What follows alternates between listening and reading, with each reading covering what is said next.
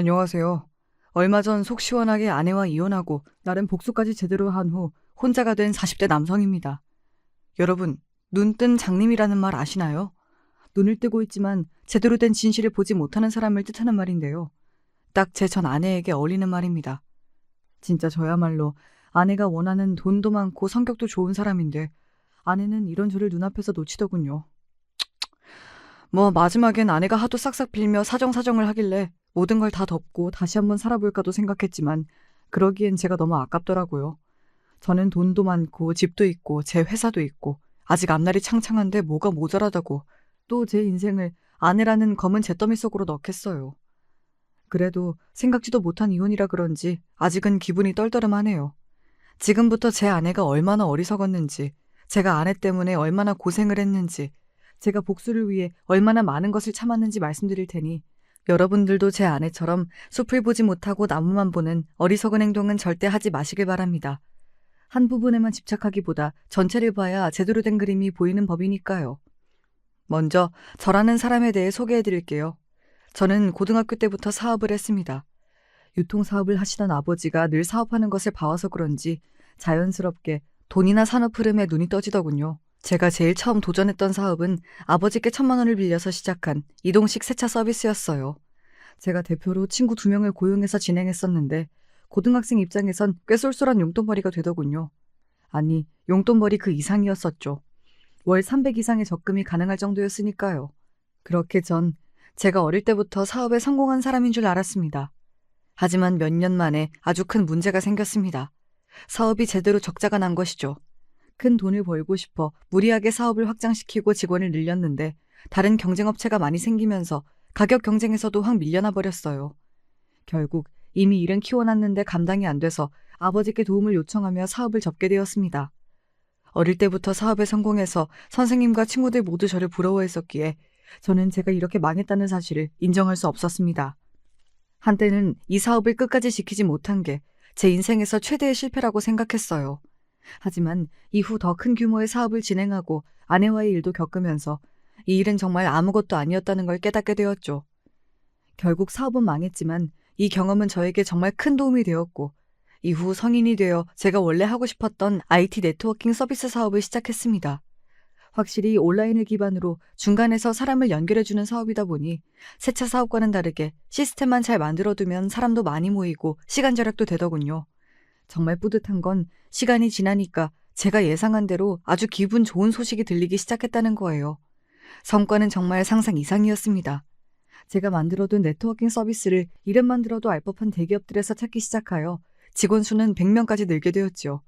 덕분에 저는 아주 큰 돈을 벌 수 있었습니다. 매출을 간단하게 얘기하자면 연매출이 약 30억에서 잘 나갈 땐 50억까지도 되었습니다. 어느 정도인지 아시겠죠? 물론 국내 대기업의 매출에는 못 미치지만 그래도 개인이 이뤄낸 성과로는 대단하다고 생각해요. 저는 20대 초반부터 이 사업을 운영하며 10년 정도 대표직으로 있었습니다. 당연히 돈도 많이 모았고 이젠 또 다른 사업을 해보고 싶다는 생각이 들었는데 마침 대기업에서 정말 좋은 조건이 들어와 회사를 매각하게 되었습니다. 이후 몇 년 만에 저에겐 여유가 생겼고 저는 돈은 충분했기에 이제 정말 새로운 경험을 해보고 싶다는 생각이 들더군요. 그때 제 눈에 들어온 것이 남들 다 하는 회사 생활이었습니다. 예전부터 책에 관심이 많았어서 책 유통사업을 하는 회사에 들어가게 되었죠. 물론 대표로 근무하였던 이력은 일부러 기재하지 않았습니다. 어차피 회사에서 입사자의 배경조사를 한다곤 하는데 막상 입사하니 아무도 제가 대표였던 사실을 모르더군요. 저도 알리고 싶은 마음은 없었기에 그저 조용히 회사를 다녔습니다. 제가 직원으로 있으니 직원들의 마음이 더 이해가 가더군요. 회식 자리도 확실히 제가 대표일 때보다 편했습니다. 그런데 제가 오랫동안 대표로 있다 보니 직원들의 안일한 태도에 답답한 마음이 생기는 경우도 많았어요. 결국 저는 회사에서 개념 없는 한 직원과 크게 부딪히고 말았습니다. 진짜 일하기 싫다.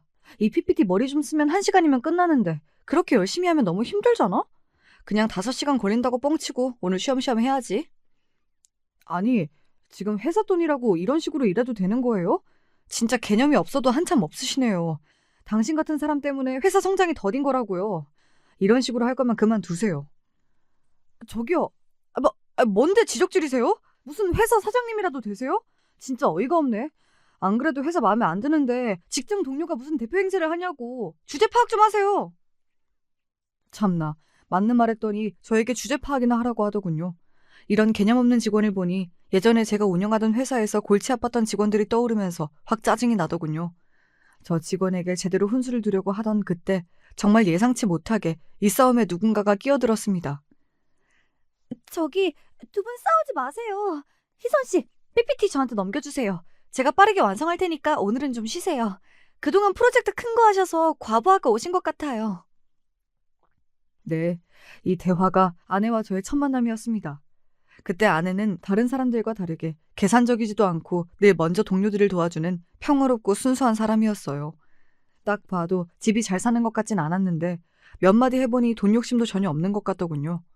저는 늘 사업을 했어서 저와 다른 이 사람을 보니까 신기하기도 하고 수수한 그 모습이 너무 아름다웠어요. 결국 제가 아내에게 오랜 고민 끝에 고백을 했고 그렇게 저희는 사내 커플에서 어느덧 부부가 되었습니다.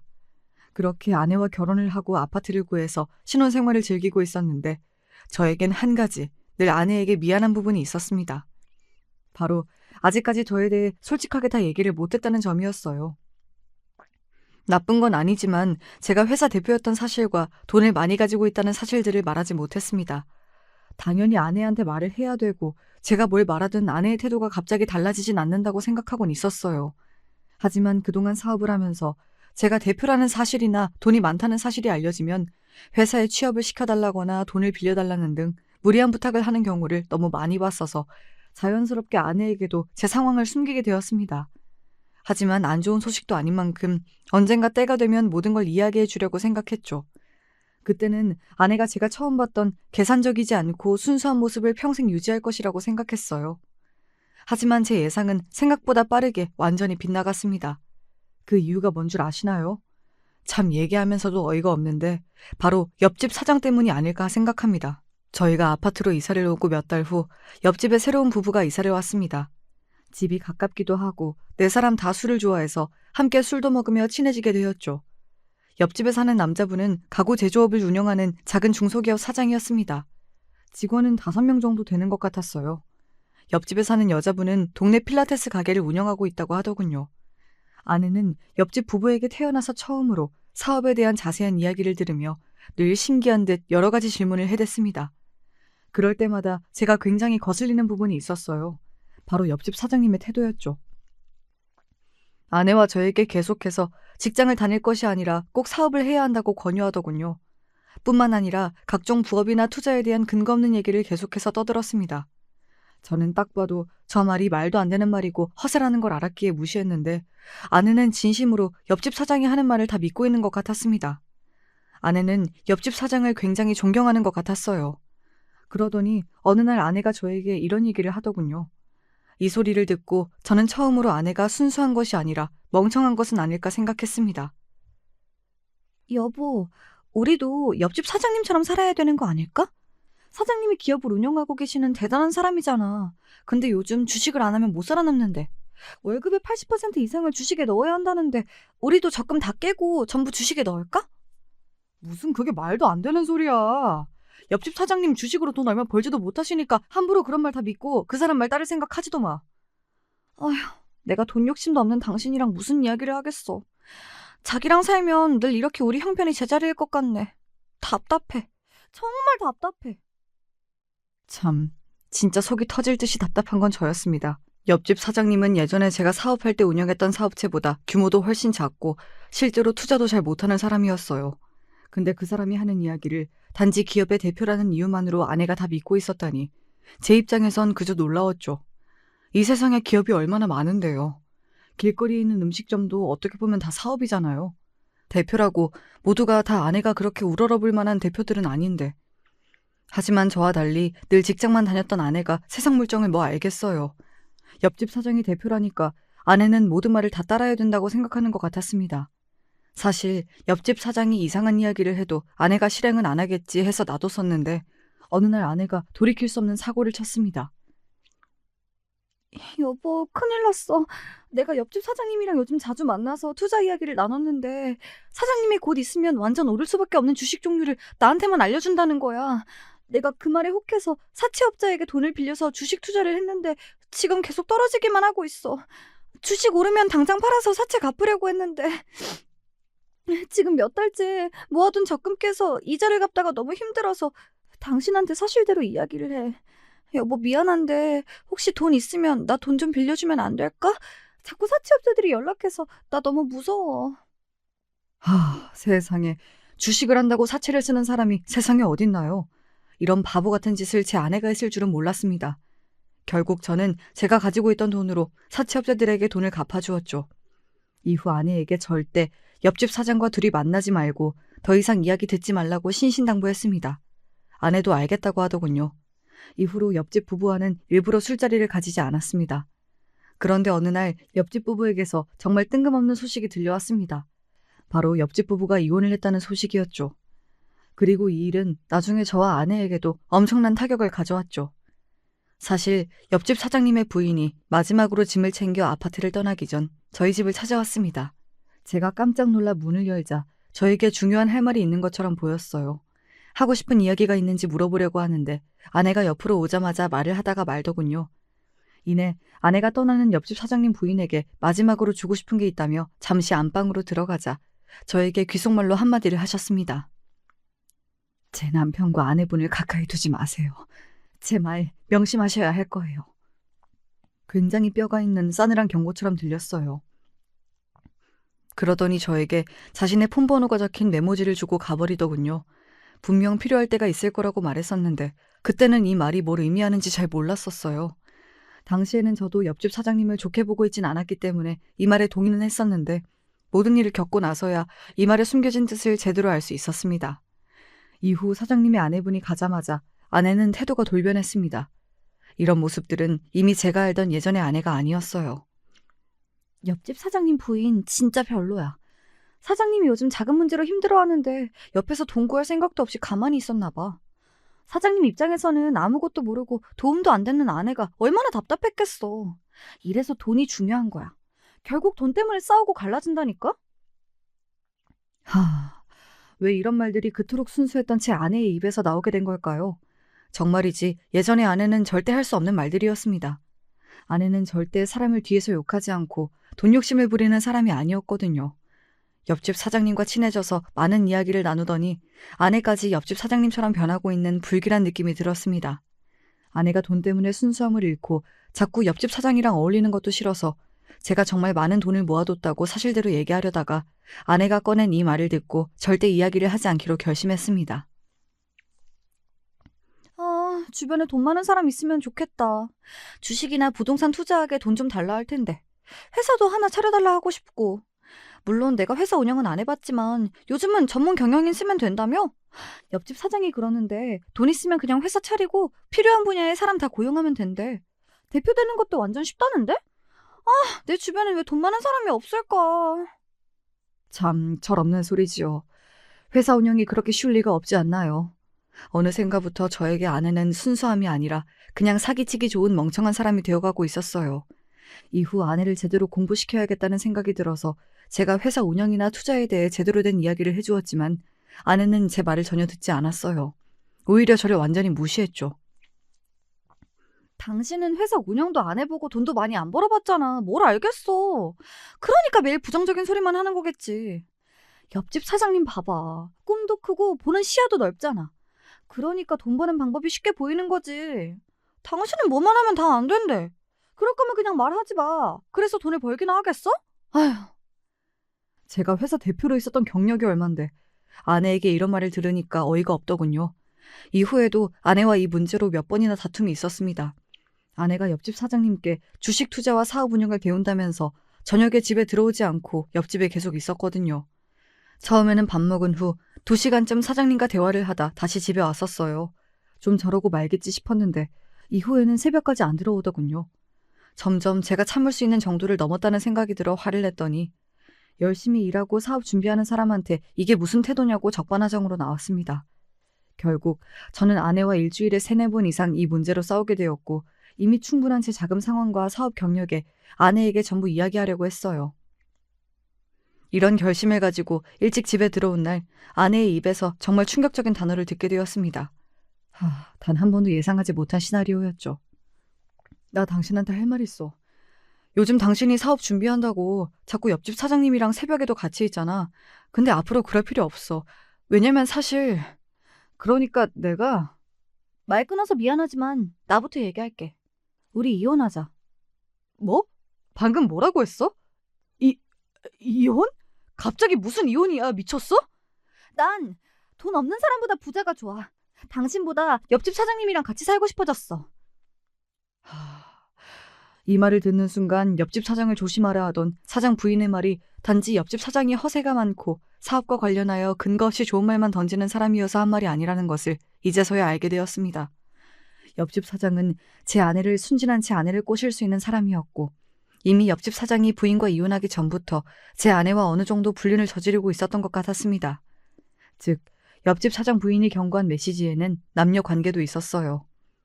저는 정말 생각지도 못했고 이해도 가지 않았습니다. 아니, 저보다 나이도 많고 돈도 없는 저 사장이 뭐가 좋다고 아내가 저한테 이혼을 요구하는 걸까요? 제가 저보다 잘난 사람이면 질투라도 나겠는데 그런 것도 없고 그냥 제가 세상에서 겪은 일 중에 제일 어이가 없었습니다. 이후 아내에게는 일부러 침착한 척 잠시 우리도 시간을 갖자고 서로의 마음을 좀 더 제대로 확인해보자고 얘기했어요. 아직 상황 파악이 안 됐고 제가 뭘 해야 할지 아무것도 확신이 서지 않더군요. 그저 머리가 복잡하고 속이 상했습니다. 이후 혼자서 아내가 한 말이 계속 떠오르면서 너무 수치심이 들더군요. 결국 계속 고민하다가 저와 비슷한 상황을 겪었을 옆집 사장의 부인에게 전화를 걸었습니다. 전화를 받은 그분의 반응은 정말 충격적이었어요. 제가 전화할 걸 마치 예상이라도 한 것 같았습니다. 하지만 저는 전화를 끊고 이 전화를 정말 잘 걸었다고 생각하게 되었어요. 옆집 사장의 부인이 하는 이야기를 듣고 저는 제가 이제부터 해야 할 일이 무엇인지 알게 됐거든요. 이 대화가 없었다면 어차피 저도 갈피를 잃고 답 없는 아내에게 매달리고 있었을지도 모르겠네요. 정말 제가 세상에서 제일 싫어하는 비효율적이고 감정에만 취해 있는 바보들처럼요. 안녕하세요. 생각보다 늦게 전화하셨네요. 제 말 이제 이해하셨죠? 저도 처음에는 이 상황이 믿기도 힘들고 어이가 없었습니다. 옆집끼리 참 더러워서 말이 안 나오네요. 지금부터 제 말 똑똑히 들으세요. 저희가 해야 될 건 슬퍼하는 게 아니라 제대로 된 복수예요. 지금 상황이 화도나고 억울하시죠? 그 감정을 저랑 같이 둘에게 복수하는 데 사용해 보시는 건 어때요? 방금 전까지 너무 슬프고 수치심이 들어서 힘들었는데 말씀 들어보니 일리가 있군요. 답 없는 저 둘한테 매달리고 슬퍼할 시간도 아까운 것 같아요. 복수가 제대로 된 답이죠. 그런데 어떤 식으로 복수를 해야 하죠? 좋은 방법이 있나요? 네, 당연히 있죠. 지금부터 해야 할 일을 알려드릴게요. 그렇게 저는 옆집 사장 부인과 힘을 합쳐 아내와 옆집 사장에게 복수를 하기로 했고 일은 속전속결로 진행되었습니다. 알고 보니 옆집 사장이 아내를 꼬드겨 불법으로 사업 자금을 횡령하고 있더군요. 옆집 사장의 부인은 경찰에 제대로 신고하기 위해 여러 가지 증거를 모으고 있었습니다. 저는 옆집 사장과 아내 몰래 사장이 운영하는 중소기업 직원들을 만나 더 많은 증거를 확보하기 위해 노력했습니다. 그러자 정말 말도 안 되는 핵심적인 증거들이 나오더군요. 그 작은 기업에서 할 수 있는 온갖 횡령은 다 한 듯 보였습니다. 참 뒤가 구린 놈이었죠. 옆집 사장이 회사의 재무관리도 함께 진행하고 있었기에 가능한 일이었습니다. 사장은 가짜로 여러 공급업체와 계약을 맺고 해당 업체에 돈을 지급한 것처럼 보이게 하여 실제로는 외국 계좌로 회사 자금을 보내고 있었더군요. 또한 있지도 않은 가짜 직원을 고용한 것처럼 꾸며 급여를 빼돌렸고 심지어 공급 자재의 원가를 부풀려서 그 차이까지 빼돌리고 있었습니다. 이 사실은 제가 옆집 사장 부인이 준 다양한 회사 자료를 바탕으로 직원 한 명 한 명과 깊이 대화를 하면서 알게 되었어요. 그렇게 옆집 사장이 사업 자금을 횡령한 증거를 모두 모아 경찰에 넘겨버렸습니다. 그러자 다음 날 아내가 기겁할 만한 일이 발생했습니다. 바로 경찰이 수색영장을 들고 아내와 사장이 있는 집을 급습한 것입니다. 사실 아내는 얼마 전부터 제 집을 나가 옆집에서 살기 시작했습니다. 저와 이혼은 하지 않은 채로 당당히 두 집 살림을 하고 있는 거였죠. 제가 일부러 침착하게 행동했더니 바보같이 뒤에서 무슨 짓을 꾸미는 줄도 모르고 이 모든 걸 이해해주는 줄 아나 봅니다. 그렇게 아내가 옆집에 있었어서 경찰이 오자마자 소리를 지르면서 경악하는 긴박한 상황이 다 들리더군요. 곧이어 경찰의 현실적이면서도 어이없는 질문까지 듣게 되었습니다. 아내와 옆집 사장의 신원을 확인한 경찰이 아내를 보고 대체 왜 옆집에 있는 거냐고 묻더군요. 아내는 불륜이 쪽팔린 것은 알았는지 말을 더듬었습니다. 그러자 옆집 사장은 경찰들에게 누가 이런 신고를 했냐며 다 허위 신고라고 자기는 아무 잘못 없으니 당장 나가라고 소리를 지르더군요. 저는 그 순간 무슨 생각이었는지 쾅 문을 열고 경찰들에게 얘기했어요. 안녕하세요. 저 옆집에 사는 이 여자의 원래 남편이자 사장님의 불법 사업 자금 횡령을 신고한 사람입니다. 경찰관님들, 날도 더우신데 정말 고생하십니다. 감사합니다. 제가 갑자기 이렇게 소리를 치자 경찰관들은 놀란 표정으로 저를 바라보았고 아내는 경찰관들의 눈치를 보더군요. 옆집 사장은 듣자마자 저에게 온갖 욕을 퍼부었어요. 그러게 처음부터 회사 자금 관리를 투명하게 잘 하셨으면 이런 일도 없었을 텐데 어리석고 불쌍하더군요. 이후 옆집 사장은 어떻게 됐을까요? 제가 예상했던 대로 구치소에 수감되었습니다. 여기서 정말 황당한 게 뭔 줄 아시나요? 옆집 사장이 구속되자마자 아내가 다시 저희 옆집인 저희 집으로 들어오더군요. 기가 차고 코가 찼지만 옆집 사장과 아내에게 제대로 복수를 하려면 아직은 아내가 필요했기 때문에 꼭 참았습니다. 그리고 오히려 이 기회에 아내를 완전히 제 편으로 만들어야겠다고 다짐했죠. 저는 곧바로 돈에 눈이 멀었지만 멍청한 아내에게 제가 원하는 정보를 캐낼 수 있는 아주 좋은 방법을 생각해냈습니다. 그리고 그 방법이 아주 잘 먹히더군요. 그러기 위해서 제가 먼저 아내에게 이 상황에 대해 사과를 건넸습니다. 아유, 답답한 나 대신 돈 많고 능력 있는 옆집 사장님이랑 새로 시작해보려고 당신이 용기를 냈을 텐데 왜 당신한테만 이런 일이 생긴대? 아참, 당신은 내가 이 상황을 만들었다고 오해할 수도 있겠구나. 우선 말없이 경찰에 신고해서 미안해. 근데 당신이랑 옆집 사장이 불법 자금 횡령한 걸 알고 있는 다른 사람들이 신고했다면 가지고 있는 모든 증거를 다 넘겨서 재판받을 때 더 불리했을 거야. 나는 당신이 많이 안 다쳤으면 좋겠어서 일부러 사람들한테 내가 신고하겠다고 말한 거라고. 우리가 갈라졌음에도 당신을 끝까지 위하는 내 마음이 잘 전달됐으면 좋겠다. 뭐야, 그런 거였어? 내가 또 당신을 오해했네. 고마워. 나라면 내가 엄청 미울 텐데. 당신은 끝까지 나 생각해주니까 내가 더 미안하다. 옆집 사장이 절대 들킬 일 없을 거라 했는데 이게 어떻게 된 걸까? 다행히 경찰관들이 난 안 잡아갔는데 나중에 나까지 경찰서로 끌고 가는 건 아니겠지? 서류상으로는 당신이 안 들어가 있어서 당신이 직접적으로 피해보는 건 없을 거야.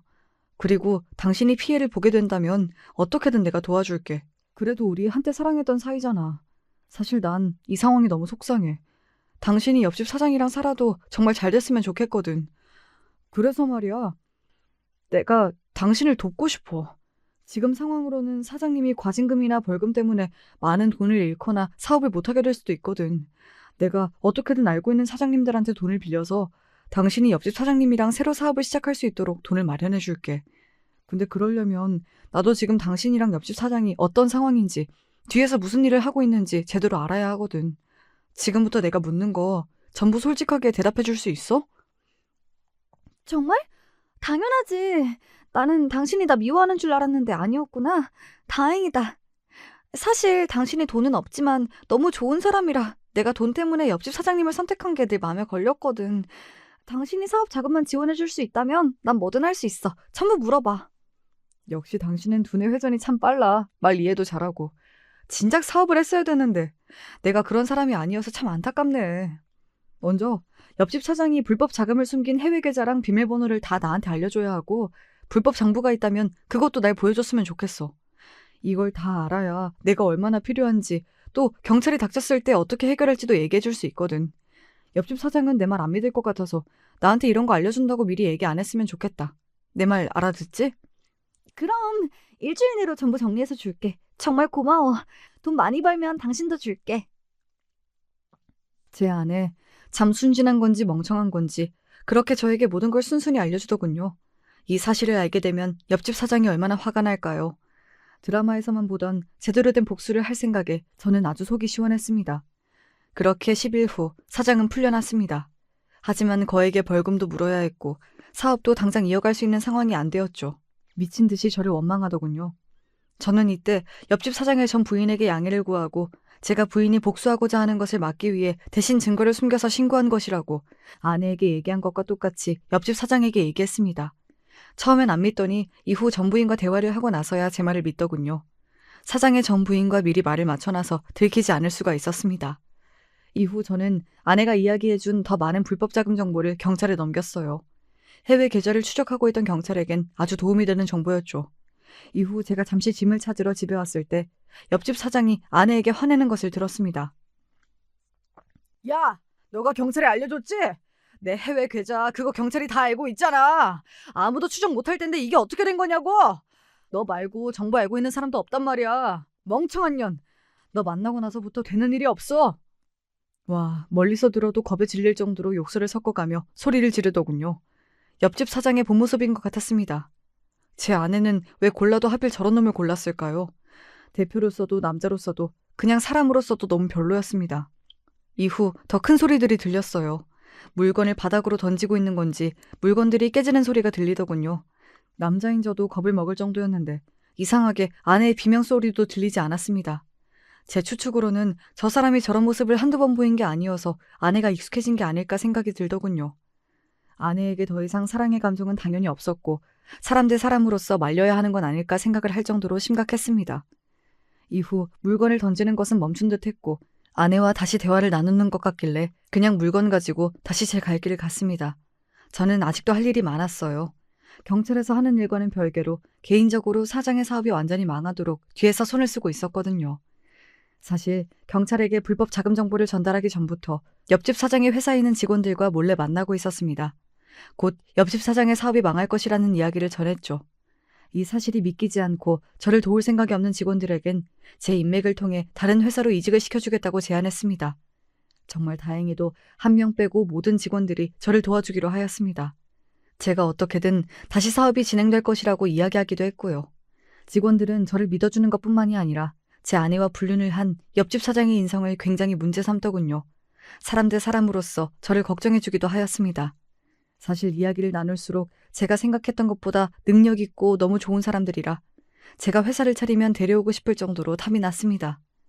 결국 저는 오랜 고민 끝에 직원들에게 아주 중요한 계획을 이야기했습니다. 과연 제 계획이 무엇이었을까요? 저는 이 계획을 아내와 옆집 사장에게도 똑같이 얘기해서 그들을 설득해야 했기 때문에 먼저 아내를 만났습니다. 아내는 만나자마자 울상을 짓고 있더군요.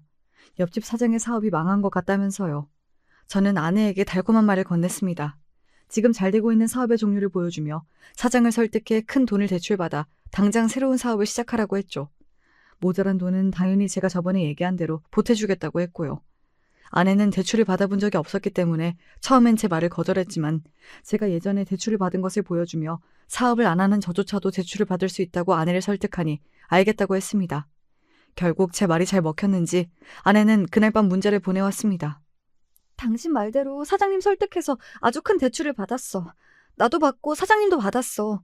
사실 너무 큰 돈이라 불안하긴 한데 당신 말 믿고 하는 거니까 무슨 일 있으면 당신이 같이 책임져 줄 거지? 어?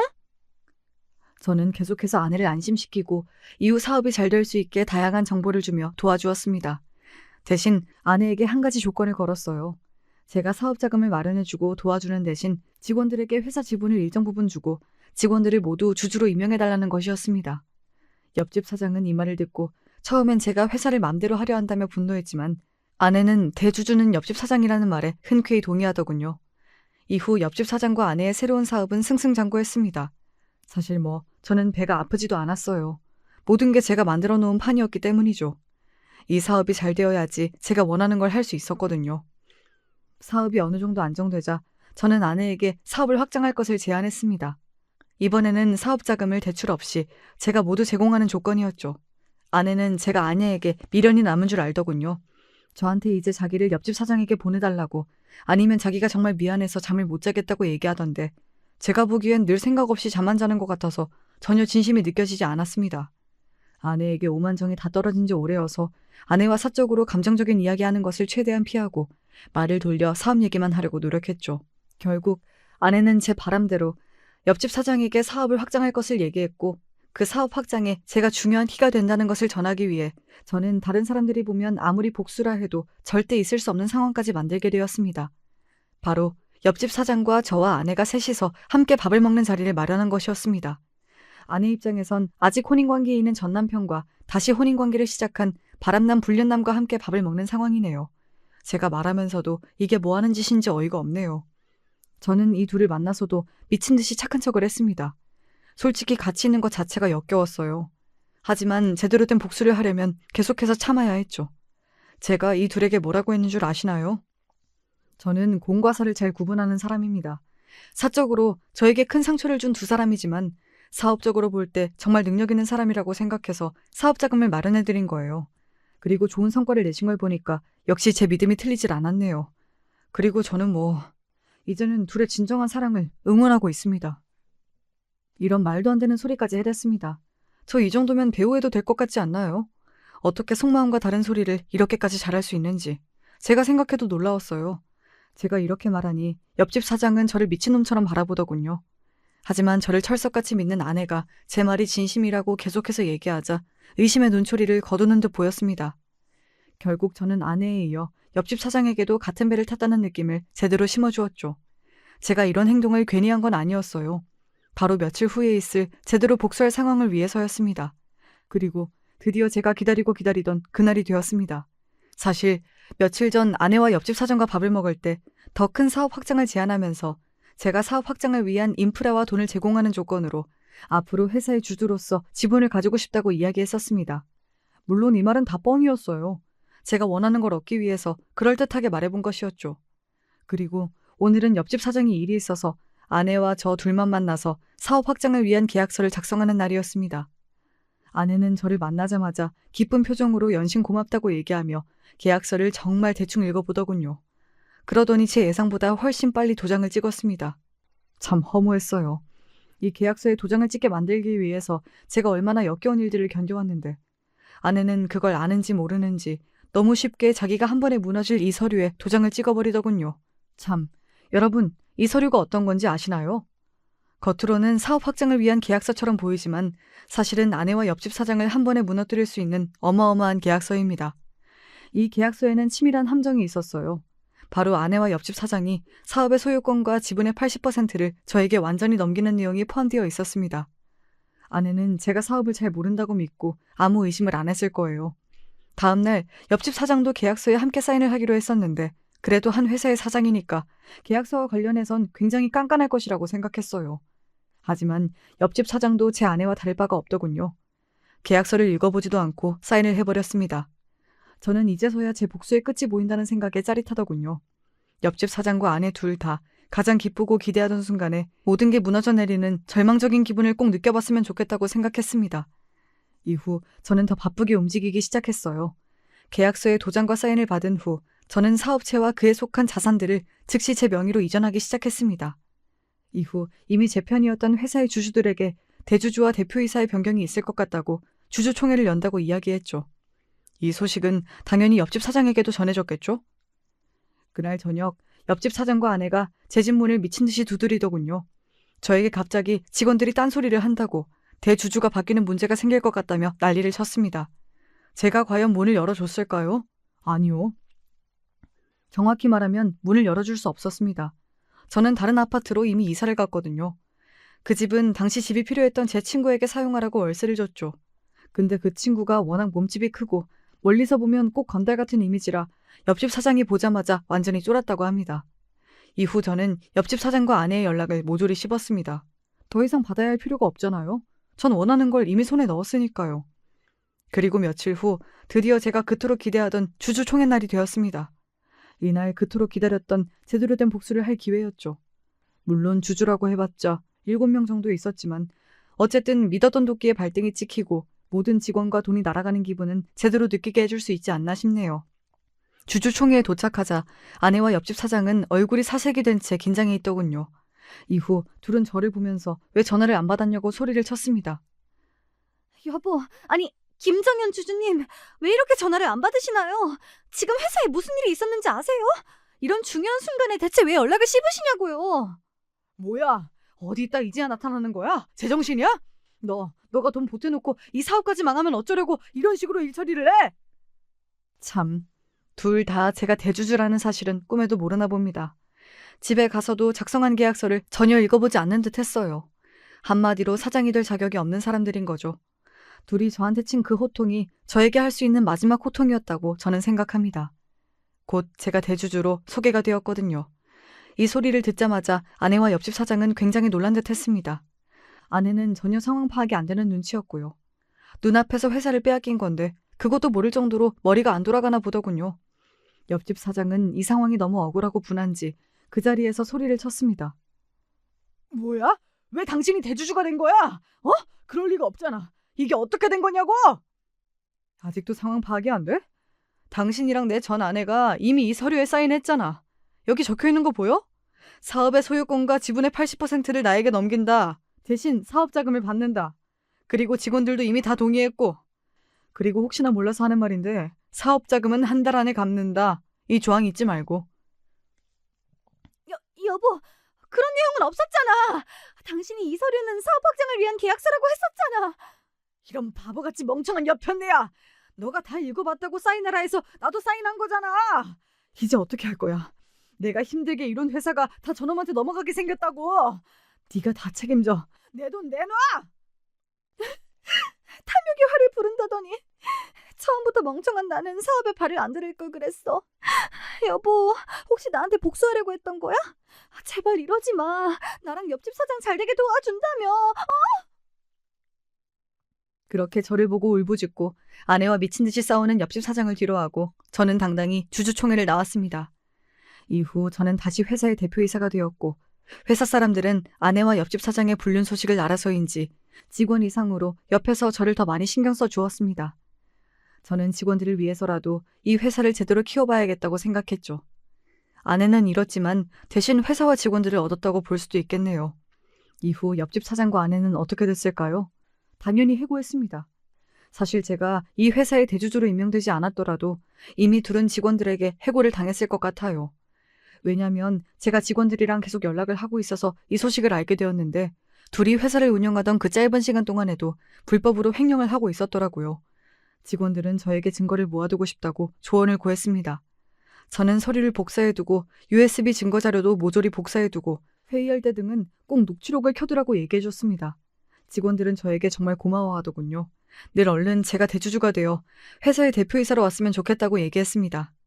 참 옆집 사장은 개벌은 남 못 준다더니 어떤 회사에서든 평생 횡령이나 하며 거지처럼 살 모양입니다. 이후 회사 사람들을 통해 전 아내의 소식도 들었습니다. 안타깝고 씁쓸한 소식이더군요. 회사와 재산을 모두 잃고 알코올 중독에 빠져 살던 옆집 사장이 결국 아내를 수차례 폭행했다고 하네요. 이후 참다 못한 아내가 경찰에 옆집 사장을 신고했다고 합니다. 이후 제가 분실 사건으로 경찰서에 간 적이 있었는데 아내가 저를 찾았다고 얘기해 주더군요. 저기요, 어떤 식으로 폭행을 했는지 말씀을 해 주셔야 저희가 조사를 하죠. 저 사람이 폭행 사실을 자세히 얘기하면 저를 가만히 두지 않을 거라고 얘기했어요. 제가 그동안 일했던 월급도 아직 못 받았는데 돈도 안 줄 것 같단 말이에요. 저 그냥 제 전남편이 너무 보고 싶어요. 경찰관님도 제 전남편 아시죠? 저번에 옆집에서 제 원래 남편이 튀어나왔었잖아요. 옆집 사장을 만나면서 양심이 없어지더니 쪽팔림도 없어졌나 봅니다.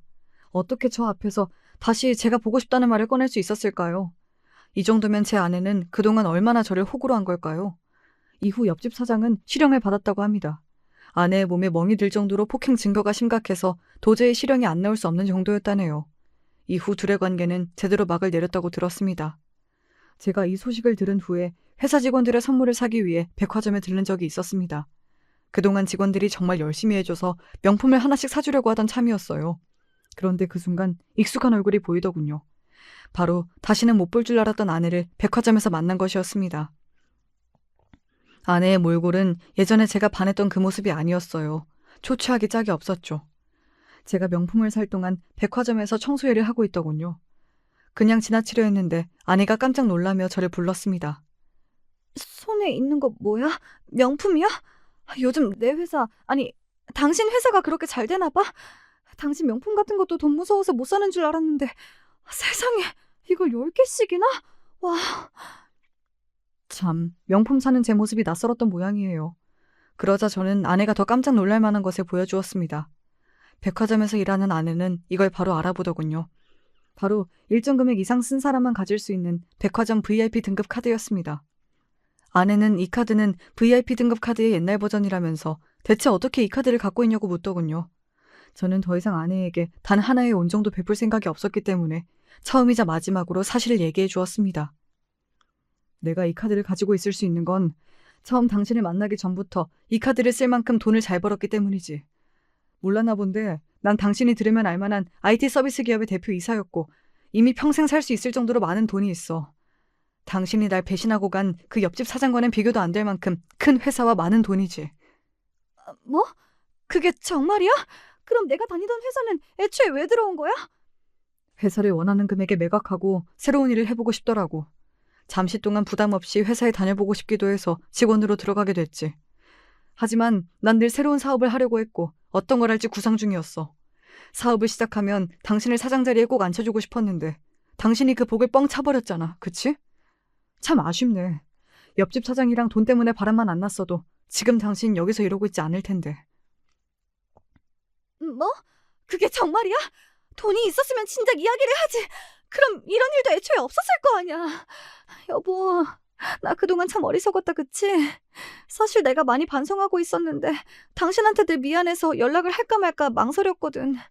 이왕 만났으니까 염치 없어도 이 말을 꼭 해야 할 것 같아. 있잖아, 나 한 번만 용서해주면 안 될까? 내가 너무 어리석었어. 당신같이 돈 많고 뛰어난 능력을 가진 착한 사람을 못 알아보고 폭력적이고 불법이나 저지르는 늙은 옆집 사장이랑 바람이 나다니 내가 잠시 돌았었나 봐. 여보, 사실 그동안 당신도 나 속인 거잖아. 내가 그거 다 용서해 줄 테니까 다시 나랑 잘해보면 안 될까? 자기 주제도 모르고 저한테 무슨 소리를 하는 건지 참 어이가 없더군요.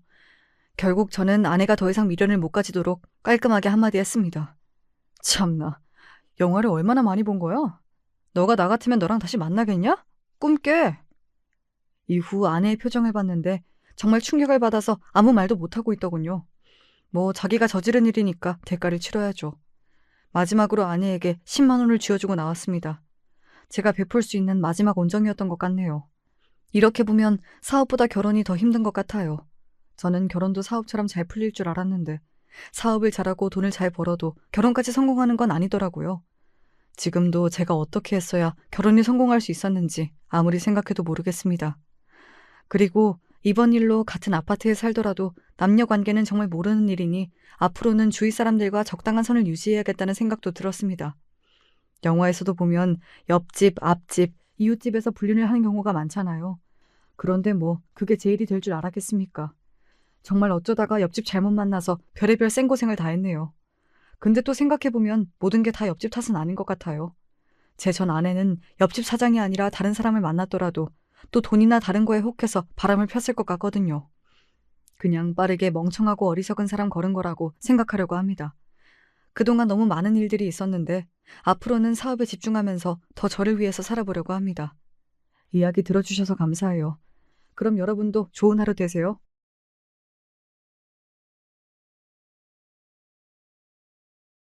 전 개인적으로 사고방식이 어릴 때보다 많이 굳어버렸다는 것을 실감할 때면 나이를 먹었다고 생각이 들어요. 어렸을 적엔 뭘 배워도 빨리 배웠고 새로운 것을 곧잘 눈에 담았고 상상력도 제법 풍부했었는데 나이가 들면 들수록 그런 부분들이 느려지기도 하고 때로는 편협해지는 듯 싶기도 하네요. 만약에 지금보다 더 어리고 젊은 나이에 이런 사연을 쓸 기회가 주어졌다면 설레는 마음으로 이런저런 문장들을 궁리해 봤을 것이란 생각도 들고요. 나름의 노력을 다해서 제가 겪은 이야기를 사연에 빠지다에 풀어볼게요. 제가 초등학교 때 친정 아버지께서 암에 걸리셨다는 사실을 알았어요. 암이란 걸 당시에 전 어떻게 알고 있었는가 하면 그냥 암에 걸리면 죽는 거다 이런 식으로만 어렴풋이 알고 있었습니다.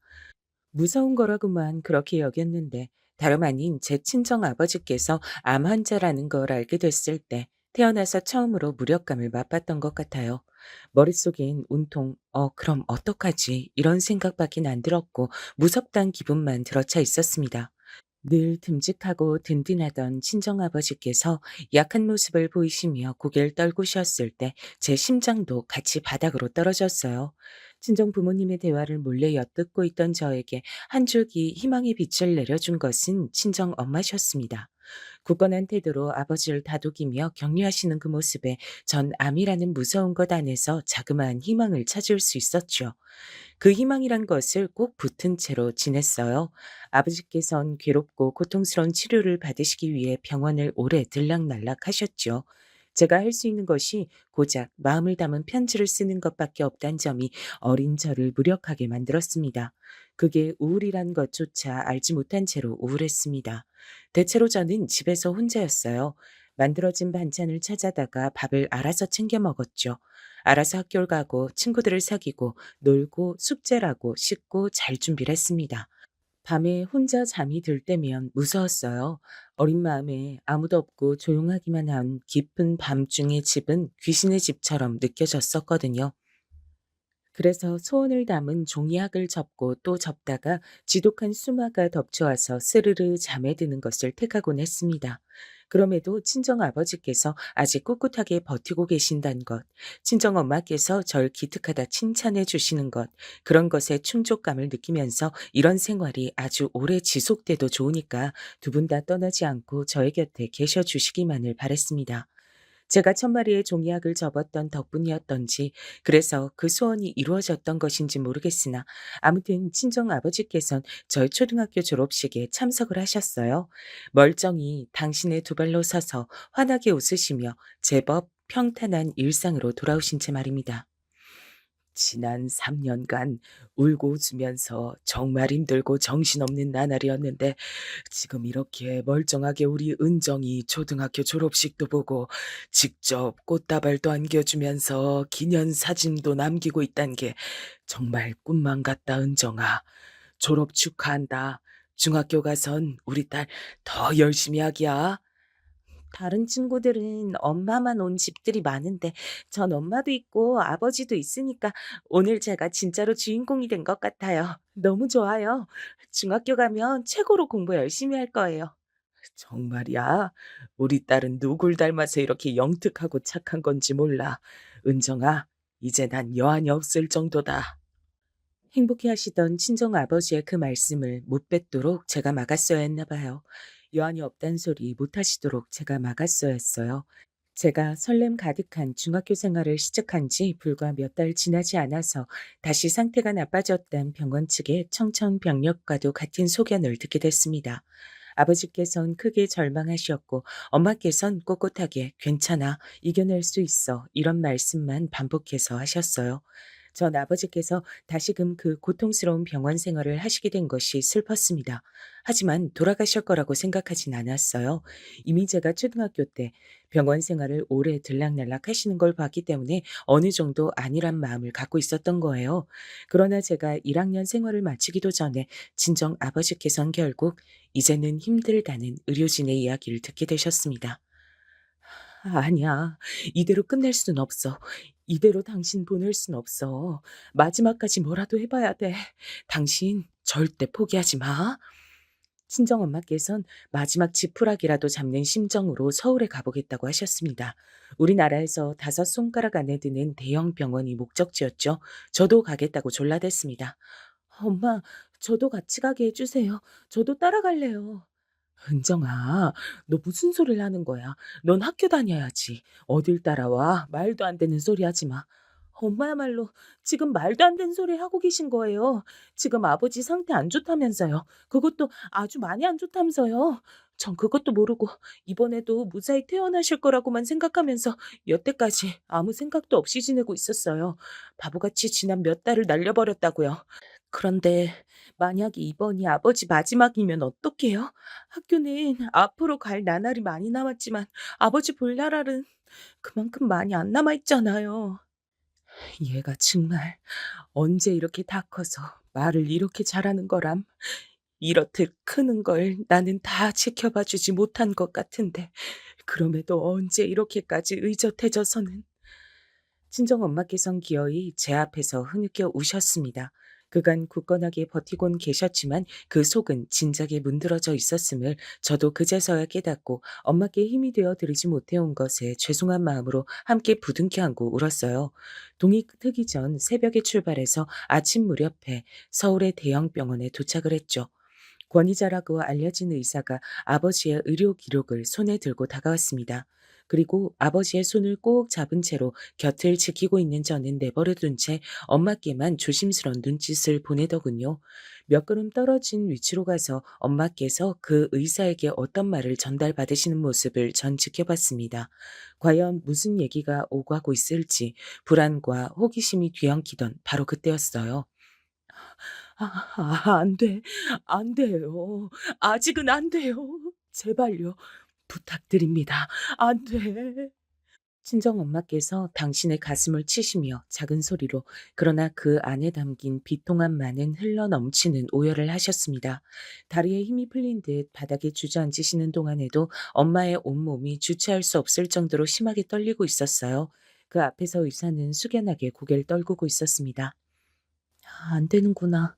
아무 치료도 더 이상 가능하지 않고 이젠 아버진 돌아가실 일만 남은 거구나. 그 사실을 전 새삼 깨달으며 이를 악물고 울음을 참아냈습니다. 호흡기를 단 채로 눈을 감고 계신 아버지께서 부디 지금의 상황을 모르시길 바랬으니까요. 하지만 잠시 후에 저와 맞잡고 있는 아버지의 오른손이 강하게 제 손을 잡는 것을 보고 전 놀람과 동시에 한 가지 슬픈 사실을 알아차렸습니다. 친정 아버지께서도 비록 눈으로 보지 않으셨지만 제 떨리는 숨소리 하나만으로도 눈치를 채셨던 겁니다. 우리나라에서 최고로 꼽히는 대학병원의 권위자가 어떤 소견을 내놨는지 말입니다. 그곳에서 아무것도 할 수 없었기에 고작 몇 분 후에 저희 가족은 그 병원을 나섰습니다. 넘쳐나는 환자들로 문정성시인 곳에서 저희가 비켜줘야 했기 때문입니다. 구급차를 타고 가자. 그게 맞아. 그게 비싸다는 걸 내가 모를 줄 알아? 안 돼. 그냥 차 타고 가. 무슨 구급차야? 당신 지금 그런 고집 부릴 때가 아니야. 절대로 그냥 차 타고 못 가. 그랬다간 당신 도중에 어떻게 될지 모른단 말이야. 숨도 간신히 쉬고 있으면서 무슨 객길 그렇게 부려. 잔말 말고 구급차 불러서 그거 타고 가. 그렇게 해. 안 된다고 했잖아. 여보, 그냥 가자. 그간 날 그렇게 힘들게 만들었으면 됐지. 꼭 막판에 와서도 날 괴롭게 만들어야 되는 거야? 왜 이상한 고집을 부려? 제발 좀. 내내 격양돼 있던 상태에 계셨던 친정엄마께서 결국 소를 내지르셨고 옆에 같이 있을 분위기가 아닌 것 같아 조금 떨어진 채로 서 있던 제가 깜짝 놀랐습니다. 친정엄마의 저런 모습은 처음이었어요. 당신 스스로도 놀라신 모양인지 손으로 입을 틀어 막으신 채 죄책감과 후회와 그리고 오만 감정들이 가득한 눈빛으로 아버지를 바라보고 계셨죠. 전 숨소리도 내지 않고 그쪽을 주시하고 있었고요. 침묵이 잠시간 이어지고 있던 그때 아버지께서 이렇게 말씀하시며 세상에서 가장 슬픈 방식으로 침묵을 흩으셨습니다. 은정이, 우리 딸 은정이 고등학교 가야 돼. 그 말씀을 듣자마자 제 눈에서 자동으로 눈물이 후두둑 떨어져 내렸어요. 아버지의 호흡이 부족해서 가쁘게 새어나오는 숨결 사이로 뱉어진 힘겨움 가득한 목소리가 제 이름을 담았던 것을 저는 죽는 날까지도 잊을 수 없겠죠. 고등학교도 가야 되고 다음으론 대학도 가야 돼. 우리 은정이가 그래야 하는데 돈 한 푼이 아까워. 난 이제 곧 죽을 팔자잖아. 그런데 뭔 팔자 좋게 구급차를 타고 가겠어. 그러니까 안 돼. 우리 은정이한테 써야 될 돈 나한테 못 써. 당신이 양보해줘. 당신이 고집 꺾어줘. 못난 내가 마지막으로 하는 부탁이야. 도대체 인간이란 동물은 왜 이다지도 큰 슬픔을 느낄 수 있는 생명체로 창조됐을까? 그 점을 그 순간에 전 원망했습니다. 걷잡을 수 없는 슬픔으로 금방이라도 쓰러질 것만 같았는데 아버지께서 아직 살아계시건만 제가 차마 그럴 순 없어서 간신히 참았던 것만 같아요. 죽은 사람 소원도 들어준다는데 아직 살아있는 사람 소원을 내가 왜 못 들어주겠나 싶다. 그래, 알았어. 당신 뜻대로 할게. 친정 엄마께선 그날 눈물로 운전대를 잡으셨죠. 휴대용 호흡기 하나만 달랑 가지고서 친정 아버지께선 조수석에 타신 채로 가셨고 전 뒷좌석에서 울음을 참느라 정신이 없었습니다. 살던 지역의 병원 앞, 거기에 딱 도착하자마자 아버지께선 고통을 호소하셨어요. 응급실에서 의료진들이 전부 뛰쳐나오고 엄마께서 엉엉 우시면서 옮겨지는 친정아버지를 바라보시고 그 모든 것들이 비현실적으로 느껴졌습니다. 여보, 나 떠나고 나면 한 가지만 약속해줘. 꼭 잘 돌보면서 살아주기야. 우리 은정이? 그래, 알았어. 우리 딸 은정이 내가 꼭 잘 돌봐줄게. 그건 걱정하지 마. 아니, 당신 스스로 잘 돌봐주면서 살아. 꼭 그랬으면 좋겠어. 그간 나 때문에 고생 많이 했지. 나 돌보느라 정작 당신 자신을 못 돌봤지. 너무 미안해. 그러니까 이제는 당신 스스로 돌보면서 살아줘. 은정이는 내가 돌볼 테니까 내가 저승에서 눈 부릅뜨고 우리 딸 지킬 거니까 우리 딸은 나한테 맡기고 당신은 꼭 당신 인생 챙기면서 살기야. 알았지? 약속해줘. 마지막 순간에 정말 기적이라고 밖엔 설명이 안 되는 일이 벌어졌어요. 비록 가쁜 숨을 내쉬긴 하셨으나 아버지께서 말씀을 잊고 계셨습니다. 불과 1분 전까지만 해도 숨이 꼴깍 넘어가서 이대로 돌아가시는 줄로만 알았거든요. 의료진이 다 놀라서 쳐다보고 있었어요. 저는 정신없이 울면서 아버지의 손을 붙잡아 드렸습니다. 엄마께선 눈물을 흘리시며 환하게 웃으셨어요. 알았어. 약속할게. 나 있지? 당신 정말 사랑해. 처음부터 지금까지 한순간도 사랑 안 한 적이 없었어. 이제 편히 떠나도 돼. 이제는 편히 쉬어. 친정엄마의 말씀을 들으시자마자 아버지께서 바로 숨을 거두셨어요. 마치 마지막 순간을 위해 신이 저희 가족에게 인사를 나눌 시간을 허락했던 것 마냥 단번에 호흡이 끊겨서 아버지께선 그대로 떠나셨습니다. 정말 많이 울었죠. 하지만 절 끝까지 생각해 주시고 사랑해 주신 아버지의 따스한 마음이 제 안에 남아 있어서 마냥 괴롭지만은 않았습니다. 그리고 저에겐 엄마께서 계셨으니까요. 몇 달이 지나고 나서야 엄마와 깊은 대화를 나누다가 알게 된 사실인데 서울의 대학병원에서 의사에게 들으셨던 정확한 말은 환자분은 지금 당장 돌아가셔도 이상하지 않을 상태였다고 합니다. 구급차도 아니고 일반 차를 타고 무사히 사는 곳 지역까지 돌아온 것부터가 기적이었던 거예요. 그리고 친정엄마께서 마지막에 환하게 웃으셨던 것은 아버지께서 인생의 마지막 순간에 보시는 모습이 당신의 웃는 얼굴이었으면 좋겠단 마음으로 그러신 것이라고 했어요. 전 중학교 2학년이었고 광란의 사춘기를 맞이해서 멋대로 엇나가는 친구들이 학교에 제법 많았습니다. 가출하는 친구도 있었고 부모님과 절연할 기세로 싸워서 집안이 개판 상태인 친구들도 몇 했죠. 모든 집이 화목한 게 아니며 또 모든 부모가 자식을 위하며 사는 게 아니란 것을 그때 알았습니다. 비록 아버지께서 가슴 아프게 제 곁을 영영 떠나셨다고 하더라도 전 행복한 아이니까 제 인생을 소중하게 여기며 살아가야겠다는 생각이 들었어요. 절대 엇나가지 않을 것을 저 스스로에게 다짐했습니다. 저희 집의 형편은 썩 좋지 못했어요. 정확히 사정이 어떤 정도인지 저희 엄마께서 저에게 알려주지 않으셨고 저도 대놓고 여쭤볼 엄두가 안 나서 몰랐다가 고등학교에 올라가면서 알게 됐습니다. 그 시점에 빚이 약 3천만 원 정도가 있었어요. 엄마께서 지난 2년간 부지런히 일을 하셨으니 원래는 빚의 금액이 더 컸다는 것을 쉬이 짐작할 수 있었습니다. 몸이 아프면 그것으로 끝이 아니라 여러모로 힘들어지는 거구나. 금전적인 부분도 무시할 수 없는 거구나. 난 아버지가 편찮으신 것만 생각하느라 돈이 나가는 것을 생각해 본 적이 없었어. 너무나도 당연한 거였는데 내가 그런 걸 고려를 못 해봤네. 그동안 엄마가 많이 애를 쓰면서 사셨던 거야.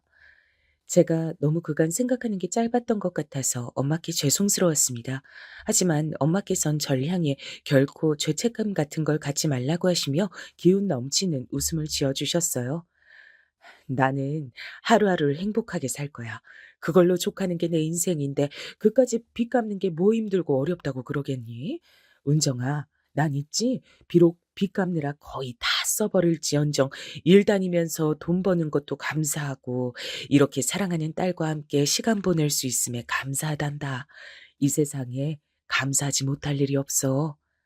엄만 그러면 제가 공부를 못하는 것도 감사할 일이라고 생각하세요? 감동이 차오르자 전 괜스레 장난스러운 질문으로 분위기를 옮겨갔었죠. 그러자 친정 엄마께서 맞장구를 쳐주셨습니다. 어이쿠, 글쎄, 그건 감사하기엔 애매하다고 해둘까? 우리 딸, 건강하기만 해라. 공부 잘하는 건 바라지도 않아. 그런 건 애저녁에 포기했어. 아, 엄마, 포기하신 건 너무하잖아요. 장난스레 티격태격했지만 제가 공부를 썩 못하는 건 진짜였습니다. 제가 간신히 꽤 이름 있는 인문계 고등학교에 진학을 하긴 했는데 공부머리가 부족했어요. 제 스스로의 깜냥을 알았다고나 할까요? 서울의 명문대에 떡하니 들어갈 수만 있다면 얼마나 좋을까 이런 생각을 하며 아쉬워졌습니다. 엄마, 저는 좀 이상한 것 같아요. 집에 힘든 일을 겪거나 뭐 그런 경우엔 죽기 살기로 공부해서 명문대 들어가고, 그래서 인생 꽃 피우고 집안 일으켜 세우고, 대체로 그러는 거 아니에요? 그런 사람들 많잖아요. 근데 전 왜 안 될까요? 세상 돌아가는 것에 제가 발을 못 맞추나 봐요. 은정아, 그런 사람들이 얼마나 되겠어. 원래 알려지는 얘기들은 전부 다 승자의 시점에서 쓰여지는 얘기들 뿐이야. 1%나 될까? 혹은 크게 잡아봤자 10% 정도가 유난을 떠는 거야. 나머지 80%는 평범함이라는 단어 아래 몸을 아늑하게 숨기면서 살아가. 정말이에요? 근데 10%에서 80%를 더하면 90%잖아요. 그럼 10%가 또 남는데요? 엄마가 계산 잘못하셨나 보다. 아니, 남는 10%는 평범함이라는 단어라도 맛보고 싶어서 발버둥을 치며 살아가는 숫자야. 평범한 것조차 힘들고 때론 허락되지도 않는 그런 삶도 있는 법이거든. 평범함을 그렇게 원한다고요? 엄마, 그런 삶은 되게 불행하겠죠? 하지만 그 삶을 불행하다 어쩌다 이렇게 말하기는 어렵지. 삶은 어쨌든 직접 살아봐야 그 의미가 밝혀지는 거니까 남이 절대로 평가할 수도 없는 영역이야. 저는 그날 엄마와 대화를 나누면서 많이 놀랐던 것 같아요. 들려주시는 이야기들이 전부 단순한 것 같으면서도 세상의 본질을 어느 정도 담고 있는 듯한 그런 깊이가 느껴졌거든요. 엄마, 이제야 제가 이유를 알 것 같아요. 아버지가 엄마하고 결혼한 이유요.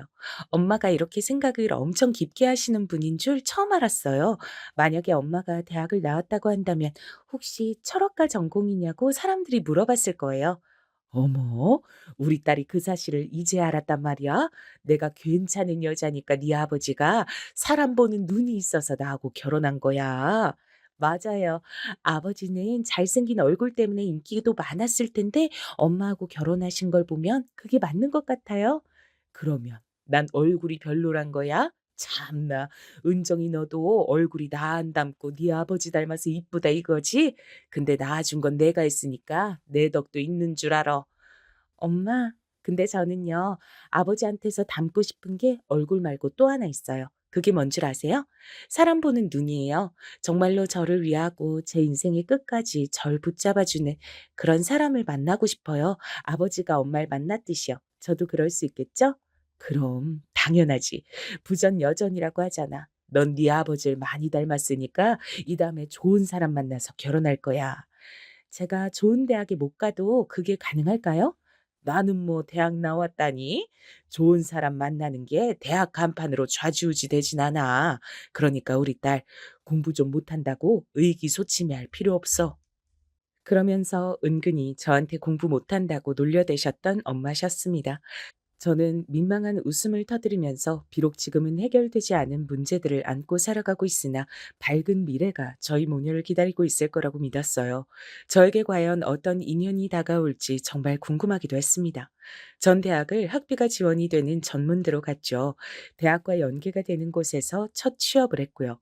그때가 되자 집에 빚은 없는 상태였으며 취업하던 시기와 비슷하게 이사도 갔습니다. 더할 나위가 없었습니다.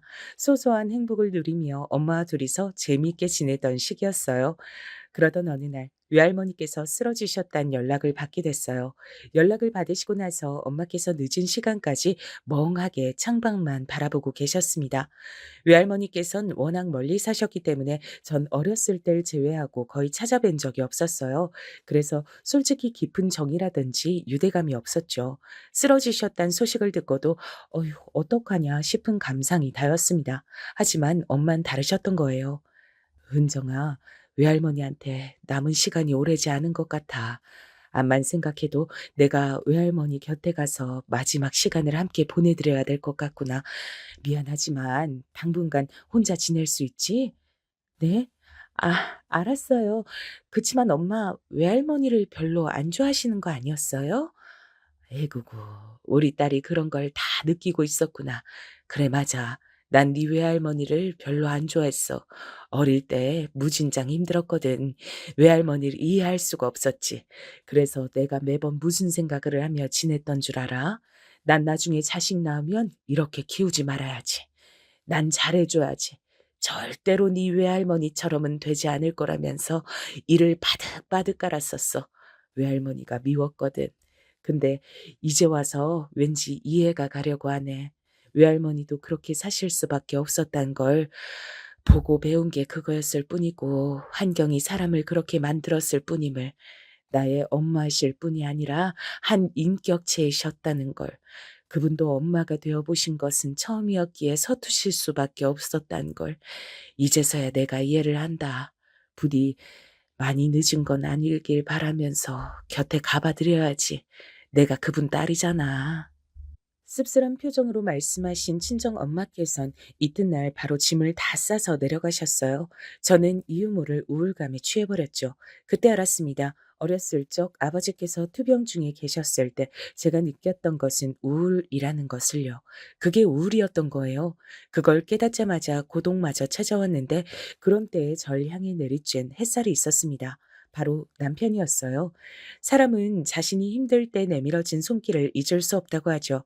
저에겐 남편이, 남편에겐 제가 그런 손길의 주인공이었습니다. 남편은 대학을 4년제로 나와 나름 전망도 있고 안정성도 높은 직장에 다니고 있었어요. 그런데 개인적인 인간관계 문제로 무척 심적인 방황을 하고 있었고 절 만나서 많은 위안을 받았다고 합니다.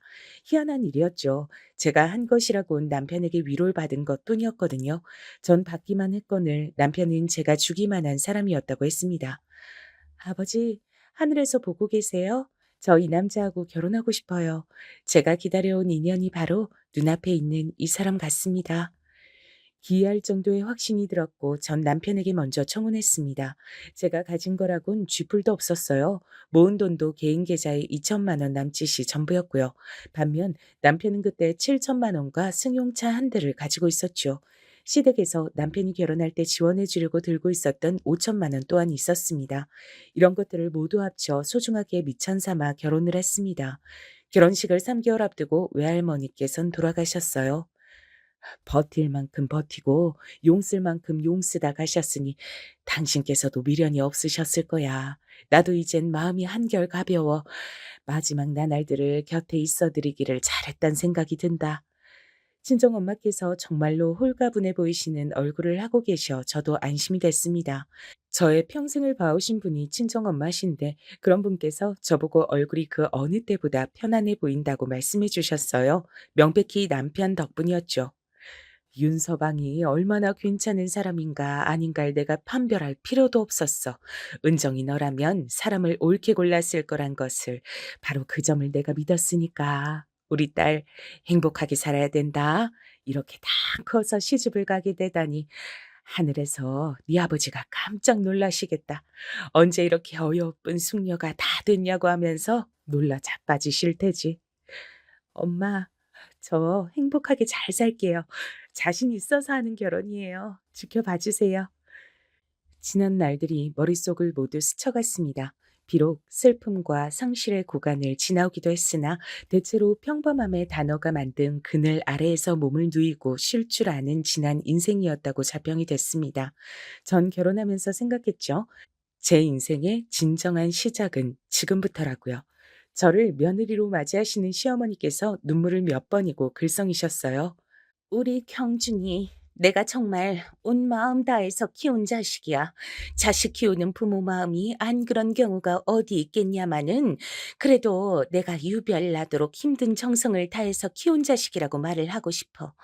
호랑이보다 더 무서운 아비, 능력이 부족해서 죄인처럼 수그리고 살았던 어미, 그리고 어렸을 때 많이 아파서 자기가 받을 사랑과 관심과 모든 보살핌을 다 빼앗아 갔던 노이, 이런 가정 안에서 자라온 게 우리 경준이란다. 내가 우리 경준이만 생각하면 허구한 날 가슴이 미어져. 내가 얼마나 미안한 게 많고 애틋함이 많은지 몰라. 네, 어머님, 그 마음 제가 깊이 새기면서 어머님의 귀중한 아들, 이젠 제 남편이 된 사람에게 저 또한 마음 다하면서 그렇게 살겠습니다. 약속드립니다. 시어머니의 눈물 앞에서 저는 정중한 태도로 약속을 드렸습니다. 그런 저를 보며 뿌듯하다는 듯 미소를 지으셨던 분이 시어머니셨어요. 뭐 하나 잘난 구석이 없는 저를 선뜻 며느리로 맞아주셔서 너무 감사한 분이셨어요. 시아버지께선 되게 잘 안 계시고 걸핏하면 외출을 오래 하시는 분이셨습니다. 무뚝뚝하셨고 언행이 조금 거치신 분이셨죠. 아들놈 다 컸다고 드디어 장가를 가는구만. 아이고 세월이야. 지나간 내 젊음이 아깝고 아쉬워서 눈물이 다 난다. 결혼하겠다며 인사를 드리러 갔던 날 제 앞에서 기껏 하셨던 말씀이 이것이었습니다. 그리고 제가 정확히 들은 건지 헷갈리는데 얼핏 알아서 잘 살든지 말든지라며 한탄하듯 중얼거리셨던 것 같아요. 그러더니 잠시 후 담배를 챙겨서 밖으로 휙 나가버리셨고 다시 돌아오지 않으셔서 제가 한참을 기다리다가 자리를 떴었네요. 남편을 통해서 그분은 고개가 절레절레 쥐어지도록 만드시는 분이라는 평은 수차례 들어본 바였으나 역시 직접 대면해서 체감하는 것보다 정확한 건 없더라고요. 어떠신 분인지 단박에 알 수 있었습니다. 걱정과 염려가 매사에 많은 것인지 시종일관 약간은 구겨져 있는 미간과 자꾸만 좌우를 살펴대는 눈동자를 지니신 시어머니와는 시아버지께서 영 반대이신 것 같았어요. 두 분은 그럼에도 어쨌든 부부로 오랜 세월을 살아오셨으며 여전히 부부셨습니다. 새삼 이 세상에는 다양한 성격의 가족들이 존재한다고 느꼈었네요. 남편과 자란 환경은 서로 다르지만 저희는 한 번도 안 싸우고 사이좋은 신혼생활을 보내서 역시 서로가 운명이었다고 생각이 들었어요. 그러나 저희 부부의 결혼 1주년은 눈물바람이 되고 말았습니다. 제가 건강검진을 받았었거든요. 별 걱정 없이 받을 때가 돼서 받아본 것 뿐이었어요. 근데 심상치 않은 소견이 뜨더라고요. 이때부터 불안해졌죠. 정밀 검사를 받으면서도 설마 아닐 거야 이렇게 간절히 빌었지만 검사 결과 제가 암에 걸렸다는 사실을 알게 됐습니다. 하늘이 노래지더군요. 괜찮아. 촉이라잖아. 일찍 발견해서 천운이다. 금방 후딱 나을 운명인가 봐. 그치, 은정아? 그럼요. 네, 맞아요. 저 괜찮아요. 하나도 안 무서워요. 반드시 이겨낼 거니까요. 친정 엄마 앞에서 제가 씩씩하게 말씀을 드렸습니다. 안심을 시켜드리고 싶어서 웃는 얼굴로 엄마를 꼭 안아드리기도 했고요. 하지만 바로 얼마 뒤 결혼 1주년이 된 날이라고 기념으로 차린 식사상 앞에서 전 펑펑 울고 말았습니다. 남편을 붙잡고서 눈물 콧물을 다 쏟아내고 말았어요. 사실 무서웠습니다. 괜찮지가 않았어요. 암이란 것 자체가 끔찍한 공포였습니다. 결국엔 아버지의 목숨을 앗아갔으니까요. 그리고 어떤 건지 밝히고 싶지 않아서 이름은 감추지만 제가 걸린 그 암은 아버지께서 걸리셨던 것과 똑같은 암이었습니다. 자기야, 나 어떡해? 진짜 너무 속상하고 무섭고 어떻게 해야 할지 모르겠어. 우리 엄마 앞에선 무섭다고 하면 우리 아버지 때 생각나실까 봐 그러지도 못했어. 나 이게 얼마나 힘든 암인지 알고 있어. 내가 우리 아버지 통해서 봤기 때문에 알아. 너무 잘 알아서 미치겠어. 차라리 몰랐다면 덜 괴로웠을 것 같아. 내가 있잖아. 내가 옆에 있으니까 너무 그렇게 무서워하지 마. 내가 지켜줄게. 다 나을 때까지 내가 있어줄 거야. 남편은 저에게 힘을 내라고 말을 하며 제 손을 잡아줬어요. 그 순간 이상하게도 돌아가신 친정 아버지와 남편이 겹쳐 보였습니다. 아버지께서 마치 남편을 통해 그때 네가 내 손 꼭 잡아주곤 했었지. 이젠 내가 네 손을 잡아줄게. 이렇게 의미를 전달하시는 것만 같았어요. 너무 신기한 기분이 들어서 눈물이 쏙 들어갔습니다. 왜 하필 제가 암 환자가 됐어야 했는지 그런 원망과 억울함도 옅어졌어요. 용기가 생기더군요. 그래서 마음 굳게 먹고 시어머니께도 직접 죄송하다고 인사를 드렸습니다. 어머님, 제가 너무 죄송하게 됐습니다. 면목이 없어요. 금방 나을 수 있도록 최선을 다해서 열심히 치료받을게요. 네가 죄송할 게 뭐 있니? 네가 고생이지. 젊은 나이에 아깝게 시리. 아파서 어떡하니? 가여워라. 시어머니께선 한숨 섞인 목소리로 그렇게 말씀을 해주실 따름이었어요. 결혼한 지 얼마나 됐다고 암이라니 시어머니께 죄송하고도 감사한 마음이었습니다. 그런데 제가 병원에서 힘든 치료를 받고 있었을 때 시어머니께서 들러주셨는데요. 제가 너무 아프고 어지럽고 힘이 없어서 희미한 웃음만 간신히 보내드렸어요. 그러자 저를 내려다보시면서 이렇게 말씀하셨습니다. 우리 딸이 어렸을 적에 많이 아팠지. 그래서 난 사실은 아픈 사람이 딱 질색이야. 내가 병원 생활을 아주 징그러워해. 병원에 누워있는 환자들 있지? 그것들 죄다 돈 잡아먹는 괴물들이야. 제 심장이 쿵 내려앉는 것만 같았어요. 절 향한 시어머니의 눈빛엔 징그럽고도 지겨운 것을 바라보는 감정이 담겨 있었습니다. 차마 어떻게 반응을 해드려야 할지도 모르겠더군요. 감정이 차올라서 그렇게 말씀하시는 것뿐이라고. 그러니까 제가 이해를 해드려야 한다고 그렇게 제 스스로를 다독였습니다. 항상 입버릇처럼 자식들을 힘들게 키웠다고 젊었을 적부터 고생 많이 하시면서 여간 힘들게 가정 꾸려서 사신 게 아니었다고. 특히나 아픈 딸 때문에 아들한테 신경 많이 못 써줘서 그게 두고두고 마음이 쓰여서 아들이 정말 귀하고 애틋하게 생각된다고. 시어머니께선 그런 말씀을 하시는 분이었습니다. 그런데 귀한 아들의 짝으로 허락해준 며느리가 암이라고 하니 얼마나 그 심정이 착잡하셨을까 싶네요. 심지어는 저는 부친을 똑같은 암으로 잃은 바 있는 사람이었으니까요. 한마디로 가족력이었는데 절 얼마나 못마땅하게 여기실까 싶어서 전 무조건 이악 물고 암을 하루빨리 물리쳐내는 수밖에 없다고 여겼습니다. 악독하리 많지 굳건하게 버티리라 결심했어요. 초기라서 그리 어렵게 보지 않았던 암은 생각 이상으로 절 괴롭게 됐고 예상보다 꽤 오랜 과정을 거쳐야만 했습니다. 그러는 동안 당연하게 암 환자인 제가 남편을 챙겨줄 수 있을 리 만무했죠. 참으로 미안했습니다. 남편이 직장에서 일하는 동안 엄마께서 저와 많이 시간을 보내주셨고 그러면서 지냈습니다. 우울함이 저를 덮칠 때마다 마음을 강하게 다잡으면서 버텼어요. 그러다 보니 끝에 도달을 하더라고요. 드디어 제가 암 환자라는 이름표를 벗어던지게 되더라고요. 고마워. 그동안 고생 많았어. 우리 이제 하고 싶은 거 다 하면서 그렇게 살자. 누가 할 소리를 하고 그래. 나야말로 고마워 자기야. 그간 정말로 고생 많았어. 내가 아프고 괴로워서 올 때도 자긴 꿋꿋하게 날 다독여 주었지. 전부 다 자기 덕분이야. 앞으로 나 더욱 보람되게 살아볼 거야. 힘든 나날을 지내온 끝에 마주하게 된 평범한 일상이 더없이 소중했습니다. 남편과 얼싸안고 즐거웠어요.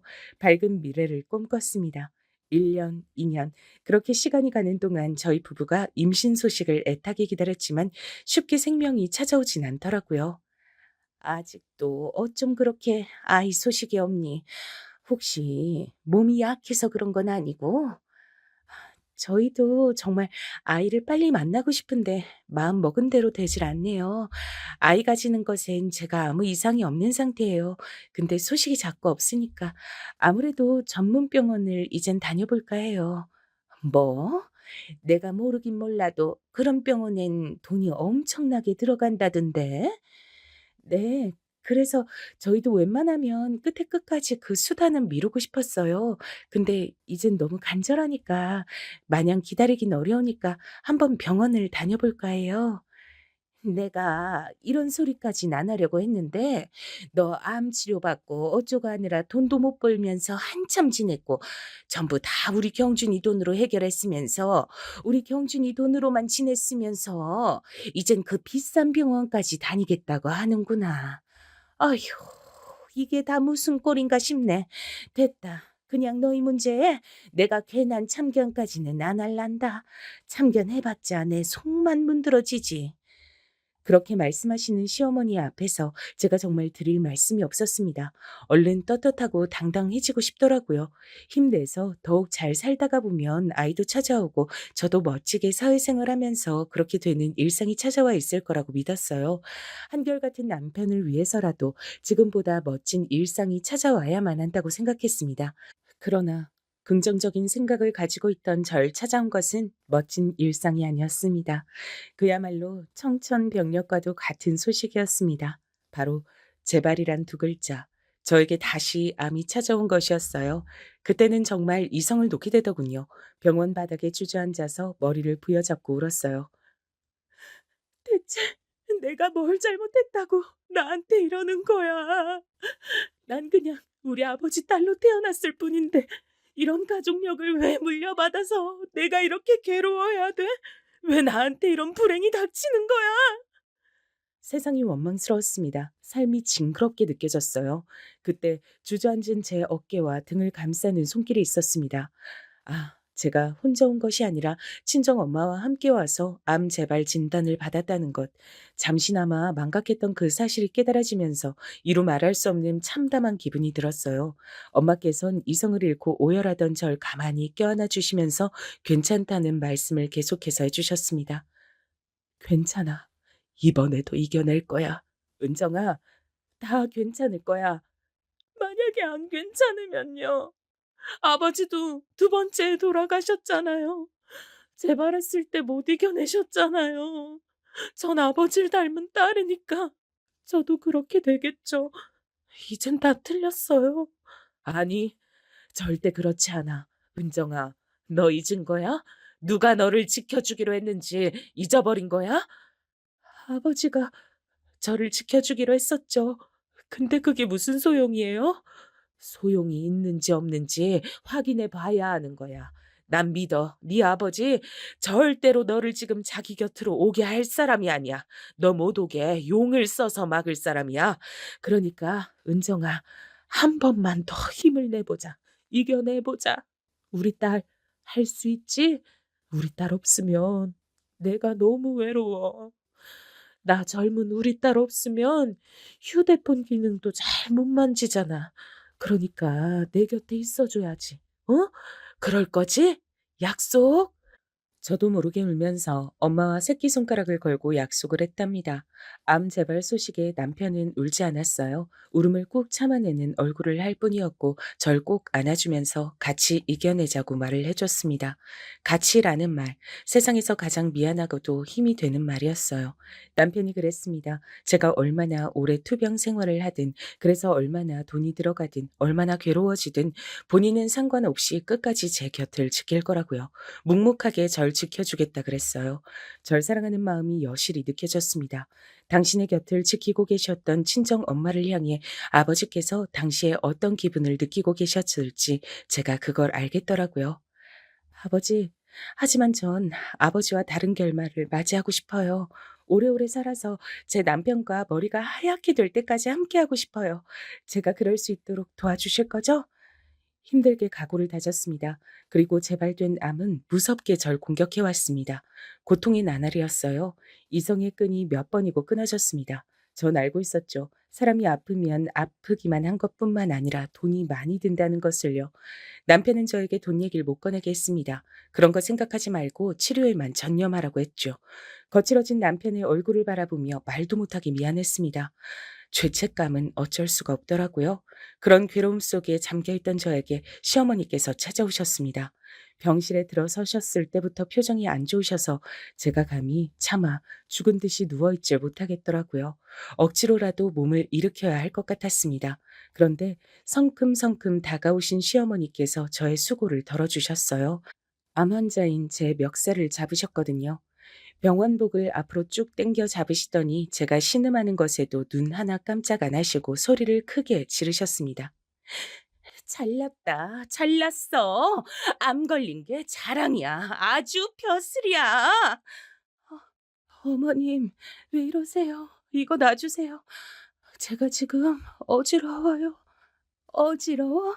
그래봤자 까맣게 타들어간 내 속만 알까. 내 머리가 더 어지러워. 이거 사. 너 왜 이렇게 끈질겨? 왜 이렇게 버텨? 우리 경준이 등골을 왜 이렇게 지독하게 빼먹느냐 이 말이야. 이 악독한 것. 내가 지금 어디서 오는 길인 줄 아니? 너희들 집에 들렀다 오는 길이야. 근데 우리 경준이 카드값 나왔다고 명세서가 왔더라. 금액 보고 내가 기절하는 줄 알았다. 우리 경준이가 왜 자기 전 재산 다 거들내가면서 너 때문에 그렇게 살아야 돼? 죄송합니다. 정말 죄송합니다. 어머님, 제가 드릴 말씀이 없습니다. 드릴 말씀 없으면 그냥 이제 좀 얌전히 뒤지면 안 되겠니? 조용히 떠나면 안 되겠어? 이게 벌써 너 때문에 머리 아픈 지가 몇 년째야. 걸핏하면 암에 걸려 자빠져. 애는 못 가져. 돈도 못 벌어와. 넌 대체 사람 신경 갉아먹고 돈을 축내는 거 말고 할 줄 아는 게 뭐니? 어? 내가 평생을 힘들게 아등바등 누구보다 열심히 살아왔는데 그러면서 내가 자식들을 어떻게 키워냈는데 고작 너 같은 것한테 우리 경준이 시달리게 하려고 그렇게 힘들게 산 줄 알아? 시어머니께선 거의 비명을 지르고 계셨습니다. 전 참담함에 빠진 채 눈물을 흘리고 있었어요. 그리고 바로 그때 친정 엄마의 차가운 목소리가 들려왔습니다. 사부인, 말씀에 상당한 오류가 있으시네요. 떳떳하게 살아오신 것처럼 잘도 그러시네요. 하도 어이가 없어서 제가 얼른 달려가서 사부인 안다는 한 분을 모셔왔네요. 주제 파악 좀 하셨으면 해서요. 어, 언제 와 계셨어요? 아무도 없는 줄 알았는데. 근데 저라는 사람이라니요? 갑자기 그게 웬 말씀이세요? 사부인 보면서 아는 사람이 맞는지 아닌지 헷갈린다고 하는 환자분을 제가 여기 병원에서 만났거든요. 벌써 지난달 일이죠. 저한테 와서 사부인에 대해 물어보며 확인을 하시기에 제가 그쪽이 아신다는 분이 아닙니다 했습니다. 왜냐고요? 그 환자분이 사부인을 감방 동기로 기억한다고 했으니까요. 태어나서 그렇게 놀라본 건 처음이었던 것 같아요.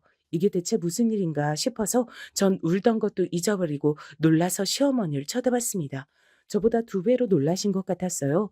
손을 바들바들 떨면서 비틀거리시더라고요. 사기에다가 절도에다가 사부인한테 피해를 입은 사람 중 하나는 처지를 비관하며 목숨을 끊기도 했다죠. 그렇게 사시느라 감방 생활도 하셨던 분이 뭐가 그리 떳떳하고 목에 핏대 세우면서 제 딸에게 소를 치세요. 그 그게 아닙니다.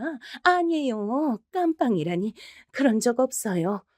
시어머니께선 떨면서 부인하셨지만 소용없었어요.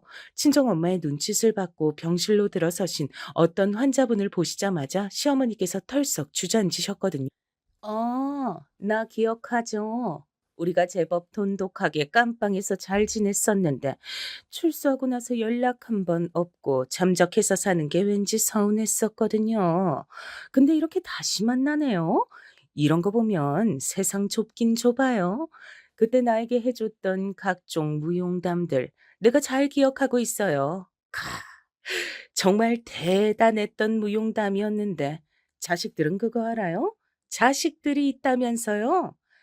시어머니께선 미친 듯이 고개를 저으셨어요. 절대 자식들에겐 알려주면 안 된다고, 남편한테도 비밀이라고, 그 어디에도 알려주면 안 된다고 하시면서 온몸을 떠시더니 이윽고 무릎을 꿇으셨습니다. 아이고, 사돈, 제가 제 마음 힘든 것만 생각하고 아픈 환자한테 몹쓸 말들을 했습니다. 2번 다시 안 그럴 테니 제 과거는 묻어주세요. 이렇게 관청드려요. 전 친정엄마 쪽을 쳐다봤고 눈이 마주치자 얼른 고개를 끄덕여 들었습니다. 시어머니께 그런 과거가 있다는 것은 충격적이었으나 온몸을 떠시는 모습을 보면서도 그 간청을 외면하고 싶진 않았어요. 전 아픈 암 환자였으니 인생을 바라보는 시각이 그 순간에 남달랐던 걸지도 모르겠습니다. 제 반응에 엄마께선 한숨을 내쉬시며 고개를 끄덕이셨죠. 그리고 잠시 후 깜빵 동기이신 분과 시어머니께선 따로 나가서 얘기를 나누셨고요. 전 엄마와 울고 웃으면서 이런저런 대화를 나누었습니다. 혼란스러웠던 그날이 지나고 저는 더 힘을 내서 치료를 받았어요. 그리고 기적을 선물 받았습니다. 그 기적의 이름은 완치였습니다. 조심하면서 사는 자세는 잊지 않기로 했죠. 놀랍게도 전 이후에 아이를 임신했어요. 병원을 다닌 것도 아닌데 자연스럽게 찾아왔습니다. 마치 찾아올 때는 애초에 이때였다고 말을 하듯이 저희 부부에게 찾아와 줬어요. 건강하게 태어난 저희 아들은 자기 외할아버지를 무척 닮아서 인물이 훤했답니다. 친정엄마나 제가 떠든 것도 아닌데 깜빵 동기 그분이 퍼뜨리신 것인지 시어머니의 과거가 시댁에 퍼졌더라고요. 시누이가 자기한테 온 이상한 번호의 문자를 보고 그걸 알았다 그랬어요. 남편은 크게 충격을 받아서 한동안 심적으로 방황을 좀 했습니다. 저도 얼마나 미안했던지 몰라요. 시어머니께선 당신의 가족들에게 외면을 받으셨습니다.